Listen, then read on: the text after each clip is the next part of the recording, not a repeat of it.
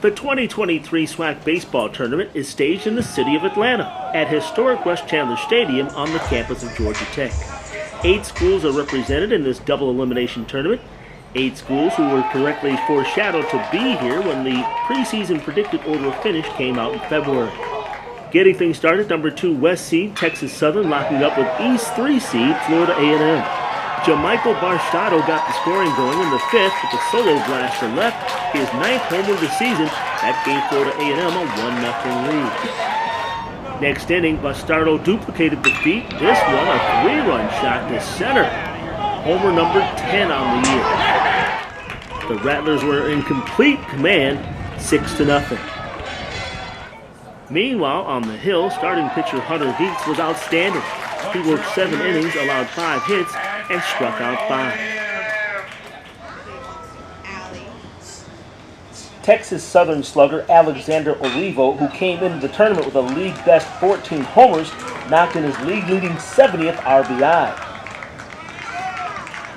However, that wouldn't be nearly enough. Florida A&M routs Texas Southern 9-1. East 2 seed Bethune-Cookman and West 3 seed Southern squares off in Game 2, but it was the Wildcats' number 22, Irvin Escobar, that had his teammates circling the bases.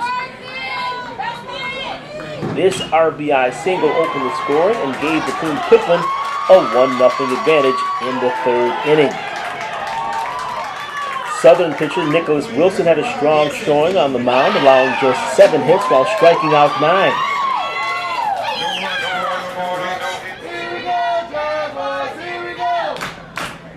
The Jaguar fans were in the stands trying to help give their bats some life, and Nava Sanchez did not disappoint as he sent this double down the right field line that scores O'Neal Burgos from first base.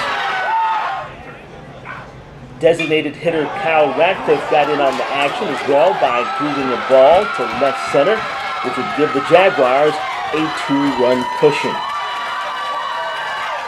To Bethune-Cookman's credit, they were able to get a batter on and have the game-tying run come to the plate.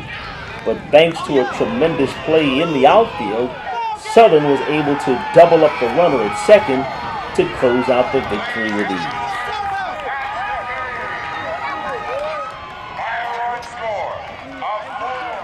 In game number 3, the Alabama State Hornets brought their number 1 seed in the East and school record 39 regular season victories in a matchup versus 4th-seeded Prairie View A&M.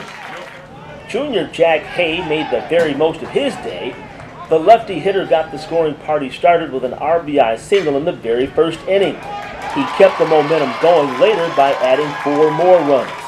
2 came on a 2-run homer. Hay finished the day 4 for 4 with 5 RBIs. Right fielder Ali LaPrede also had a big day. He too hit a homer, number 14 on the season, and added an RBI single to his ledger as well.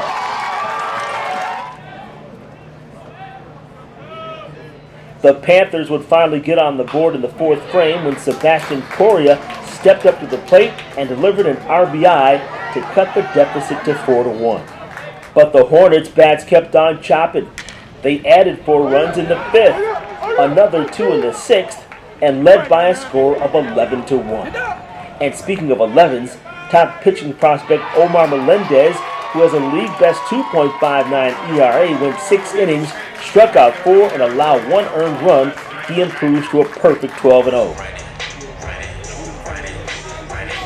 The lights were turned on at Russ Chandler Stadium for the nightcap, and for the first time since 2017, Grambling State entered the tournament as the West Division's top seed, where they took on Jackson State, the number 4 seed in the East. Tiger Burham hit a 2-run tater to put Grambling State up 2-0. Jackson State would respond by filling the bases. Jatavius Melton then got plucked by pitcher Lorenzo Peterson to bring a run across the plate. That was followed up by designated hitter Marcus Atterbury, who reached base all 5 times he was at bat, going 3 for 3 with 2 walks and 2 runs batted in. Jackson State would take the lead 5-2. But Grambling State's Kyle Walker answered back with his bat. by stroking an RBI double to right center. He had a productive game going 2 for 4. The Tigers would add another run thanks to the third wild pitch of the day thrown by starter Christian Womble. That narrowed the score to 5-4. Jackson State coach Omar Johnson looked a little concerned in the dugout. Keelan Mack, who leads the league in 2 baggers, doubled down with a 2-run homer to straightaway center to put Grambling back out in front 6-5, and he was definitely in the mood to celebrate. Let's move to the Jackson State half of the 8th inning, where Omar Gomez, who had a 4 for 5 night, connected on a solo shot to left field. The score tied again. It was Keelan Mack's turn again to retake the lead one more time. This one goes deep and off the wall in center to score Tiger Borum from second base. Cameron Bufford would add on an RBI double for insurance, and Grambling enjoyed a 2-run bulge heading into the 9th inning. Jackson State rallied in the final frame and scored on a sacrifice fly by catcher Marshall Luis that scored Ty Hill. But unfortunately, that's where the buck stopped. Grambling State narrowly escapes with an 8-7 victory. So, day 1 of the tournament is in the books with Florida A&M, Southern, and number 1 seeds Alabama State and Grambling State all advancing to the winner's side of the bracket. Make sure you keep it locked right here to HBCU Game Day and HBCUGameDay.com for all the latest SWAC baseball information. Reporting in Atlanta, Duane Walker, HBCU Game Day.